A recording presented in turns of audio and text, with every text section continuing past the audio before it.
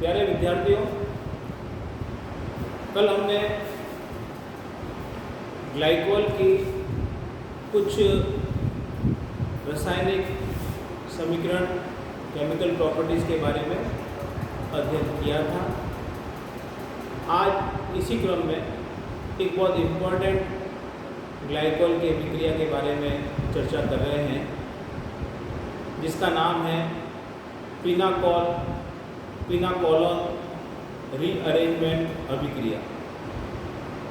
Rearrangement अभिक्रिया उन अभिक्रियाओं को कहते हैं जिनमें न तो किसी समूह का विस्थापन होता है, न ही कोई समूह यौगिक में जुड़ता है, वरन कार्बनिक यौगिक के अंदर ही कुछ समूह या परमाणु का पुनर्विन्यास, उनकी स्थिति में परिवर्तन होता है और नया उत्पाद बनता है। इसको हम फिनाकोलोन रीअरेंजमेंट या रीअरेंजमेंट अभिक्रिया कहते हैं। तो व्हाट इज द फिनाकोलोन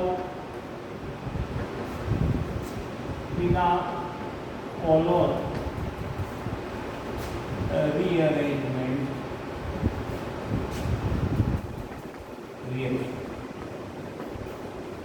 पुनर्विन्यास अभिक्रिया दो तरह की होती है, एक तो इंटरमॉलिक्यूलर और एक intramolecular. This is the intramolecular rearrangement reaction. Pinacolone is the example in which the 1,2 diol, or we can say the vicinal diols,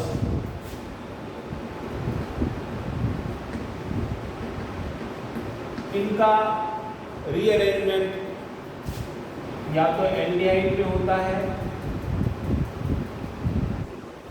और या कीटोन में होता है। ये जो कन्वर्जन है, ये जो पुनर्विन्यास है, इसका नाम है फिनाकोलोन पुनर्विन्यास अभिक्रिया। ये अभिक्रिया इस प्रकार से है,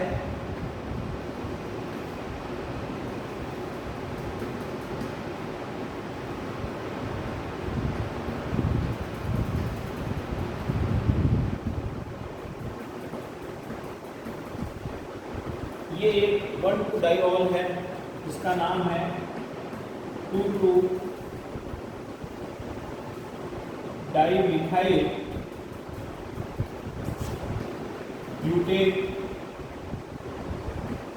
2,3 डाइऑल, और इसको हम फिनाकोल भी कहते हैं। तो जब अम्ल की उपस्थिति में इसको गर्म किया जाता है, in the presence of acidic medium, it get converted in this compound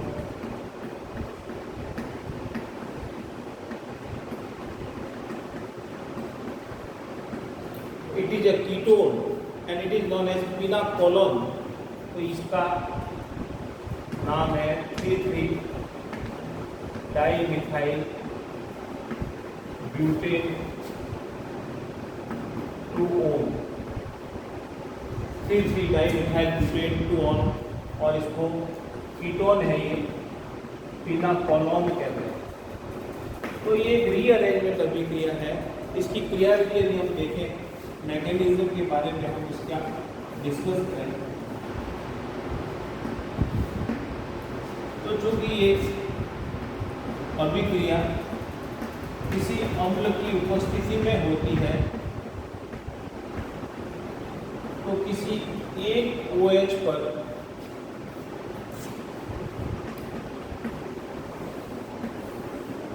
H+ आक्रमण करता है, जुड़ता है, इसको प्रोटोनीकरण कहते हैं। तो पहले स्टेप में प्रोटोनीकरण होता है और इस प्रकार से यहाँ पर एक ऑक्सोनियम आयन बनता है, और ये ऑक्सोनियम आयन जो है, क्योंकि कार्बन और ऑक्सीजन के बीच में कोवेलेंट बॉन्ड है और इसमें इलेक्ट्रोनेगेटिविटी ऑक्सीजन की ज़्यादा है, तो ये जो पॉजिटिव चार्ज ऑक्सीजन के पास नहीं रहता है, तो ये इलेक्ट्रॉन लेकर H2O के रूप में निकल जाता है।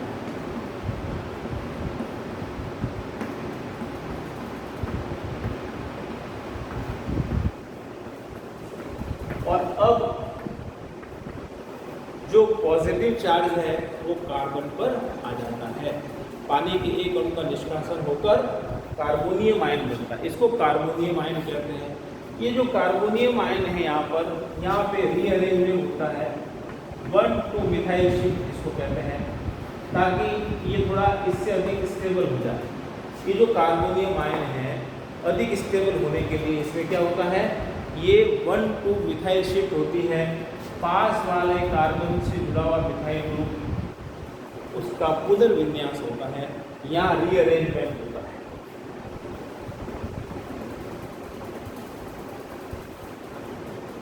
और पुनर्विन्यास होने से अब जो पॉजिटिव चार्ज है इस कार्बन पर आ जाता है और फाइनली एक H+ का निष्कासन होकर कीटोन प्राप्त होता है, जिसको हम फिनाकोलोन कहते हैं। तो ये अभिक्रिया एक पुनर्विन्यास अभिक्रिया है, ग्लाइकोल से फिनाकोलोन, फिनाकोल से फिनाकोलोन में परिवर्तन होता है, इसलिए इसका नाम रखा है फिनाकोल फिनाकोलोन पुनर्विन्यास अभिक्रिया। तो ये ग्लाइकोल की जितनी केमिकल प्रॉपर्टीज है उसके बारे में हमने यहाँ चर्चा की। अब ट्राइऑल के बारे में हम पढ़ते हैं। जैसा कि मैंने पहले आपको कहा है, जिन कार्बनिक यौगिकों में 3 हाइड्रोक्सिल समूह उपस्थित होते हैं उनको हम ट्राइऑल कहते हैं। सबसे सिंपलेस्ट एग्जाम्पल ट्राइऑल का है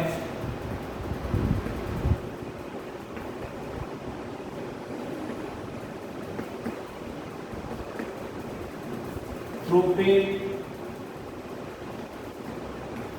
1, 2, 3 triol. The simplest example of the trihydric alcohol is the propane 1, 2, 3 triol, जिसको हम ग्लिसरॉल भी कहते हैं। इसका एक दूसरा नाम ग्लिसरीन भी। तो ये जो ग्लिसरॉल है ये एक्चुअल में एस्टर्स में पाया जाता है, जो आपके एनिमल ऑयल है, वेजिटेबल ऑयल्स हैं, फैट्स है, वसा है। तो एक्चुअली वसा और एनिमल ऑयल, वेजिटेबल ऑयल क्या है, दे आर द एस्टर्स। ये ग्लिसरॉल एस्टर कहलाते हैं। और ये ग्लिसरॉल एस्टर किसके होते हैं, ये हाई फैटी एसिड्स के, उच्च वसा अम्लों के जो ग्लिसरॉल एस्टर हैं, जिसको ट्राइग्लिसराइड्स भी कहते हैं और शॉर्ट में ग्लिसराइड्स भी कहते हैं, उनमें ग्लिसरॉल पाया जाता है। इसके बनाने की कुछ विधियों के बारे में हम डिस्कस करते हैं।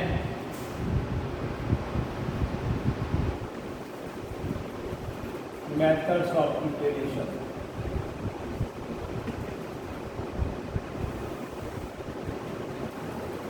First of all, we can manufacture it from the esters, that is from the fats or oils. जो वेजिटेबल ऑयल्स हैं, एनिमल ऑयल्स हैं, जैसा कि अभी अपन ने बात की, एस्टर्स होते हैं और इसको हम सामान्य रूप से ऐसे लिख सकते हैं।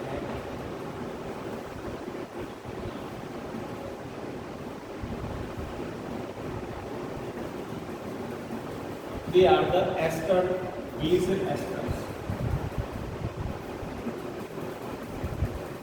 May be fats or oils. ये हाई फैटी एसिड्स होते हैं जिसमें कार्बन की संख्या 15 और 17 होती है। जब इसका किसी क्षार की उपस्थिति में, बेस की उपस्थिति में इसका जल अपघटन होता, हाइड्रोलाइसिस होता है। For example with the sodium hydroxide, जब इसका हम हाइड्रोलाइसिस करते हैं एस्टर का, किसकी उपस्थिति में, किसी क्षार की उपस्थिति में, स्ट्रॉन्ग बेस की उपस्थिति में। यहाँ स्ट्रॉन्ग बेस कौन सा है, NaOH ऊपर नहीं यूज किया है। तो फिर यहाँ पर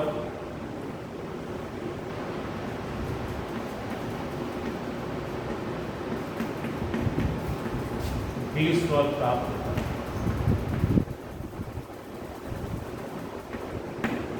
ग्लिसरॉल प्राप्त होता है ये ग्लिसरॉल के साथ साथ में हायर फैटी एसिड्स के सोडियम सॉल्ट है, ये sodium salt of higher fatty acids. तो ये जो अभिक्रिया होती है जिसको हम क्या बोलते हैं, साबुनीकरण अभिक्रिया। इस अभिक्रिया का नाम है, it is the hydrolysis of an ester in presence of the base. किसी क्षार की उपस्थिति में एस्टर का जल अपघटन साबुनीकरण अभिक्रिया कहलाती है। और चूंकि यहाँ पे फैट्स अगर अपन यूज करते हैं तो ये सोडियम सॉल्ट जो बनता है इसको साबुन कहते हैं। तो इसको हमको पृथक करना होता है। इसको पृथक करने के लिए हम क्या करते हैं, इस विलयन के अंदर सोडियम क्लोराइड डालते हैं। और सोडियम क्लोराइड डालने से क्या होता है, जो साबुन है उसका अवक्षेपण हो जाता है, साबुन बाहर निकल जाता है और पीछे बचता है, उसको हम बोलते हैं स्पेंट लाइन, मात्र द्रव कहलाता है।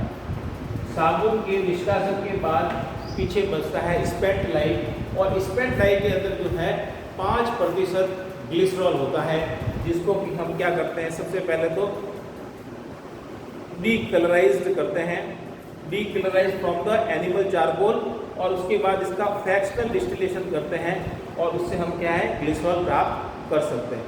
ये तो एक मेथड है। दूसरा मेथड है इसका फ्रॉम फर्मेंटेशन। जब हम इथाइल अल्कोहल बनाते हैं फर्मेंटेशन अभिक्रिया के द्वारा, तो उसमें बाई प्रोडक्ट के रूप में ग्लिसरॉल प्राप्त होता है। जैसे हमने यहाँ पर सुक्रोज कार्बोहाइड्रेट है और इसका जल अपघटन जब होता है तो ग्लूकोज या फ्रक्टोज,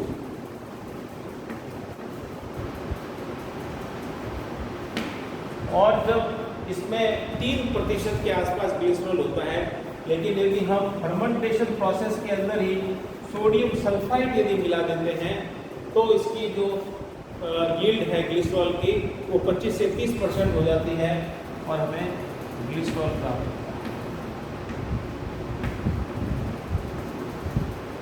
और इसको फिर वापस रिड्यूस प्रेशर पर फ्रैक्शनल डिस्टिलेशन करके इससे अलग किया जा सकता है। एक और इम्पॉर्टेंट मेथड है from the elements.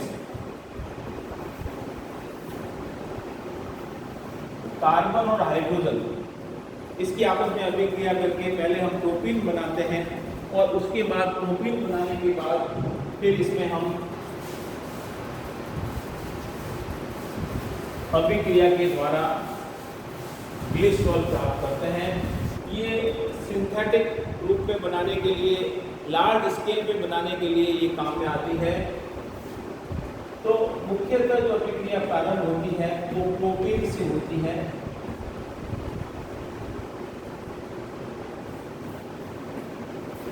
(500 degree centigrade पर सबसे पहले क्लोरीन से इसकी अभिक्रिया होकर फ्लोरोप्रोपीन बनती है। फिर इसकी अभिक्रिया सोडियम कार्बोनेट से 150 डिग्री और 12 एटमॉस्फेरिक प्रेशर पर अभिक्रिया होकर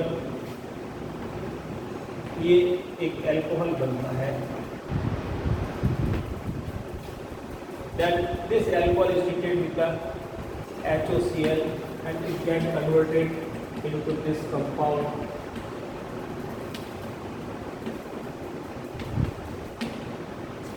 Or again it gets hydrolyzed into the glycerol.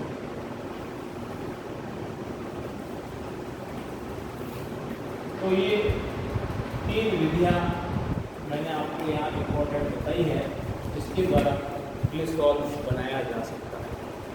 कल हम इसकी केमिकल प्रॉपर्टीज के बारे में चर्चा करेंगे।